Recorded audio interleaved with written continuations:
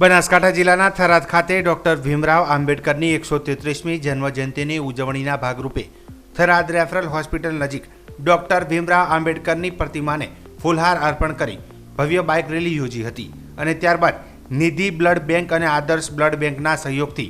વાવ થરાદ સોયગામ લાખણીના યુવાનો દ્વારા રક્તદાન કેમ્પનું આયોજન કરવામાં આવ્યું હતું, જેમાં અંદાજે 151 યુનિટ બ્લડ એકત્રિત કરવામાં આવ્યું હતું। આજના આ કાર્યક્રમ અંતર્ગત વિધાનસભાના અધ્યક્ષ શંકરભાઈ ચૌધરી, બનાસકાંઠા સાંસદ પરબતભાઈ પટેલ, વાવના ધારાસભ્ય ગેનીબેન ઠાકોર, થરાદના પૂર્વ ધારાસભ્ય ગુલાબસિંહ રાજપૂત, રાજપૂત સમાજના અગ્રણી ડીડી રાજપૂત, પૂર્વ ધારાસભ્ય માવજીભાઈ પટેલ, આંબાભાઈ સોલંકી, ઉમેદભાઈ પરમાર, રમેશભાઈ પરમાર, પથુભાઈ રાઠોડ, ભરતભાઈ વરણ, વિક્રમભાઈ વેણ, વિક્રમભાઈ ચૌહાણ, અર્જુનભાઈ પરમાર, નવીનભાઈ મકવાણા, હેમંત પારેગી, શારદાભાઈ પરમાર, બાબુભાઈ વરણ, બબાભાઈ ચૌહાણ, મનુભાઈ સોલંકી, નાનજીભાઈ અડિયલ, મનહરભાઈ ચૌહાણ સહિતના દલિત સમાજના આગેવાનો, યુવકો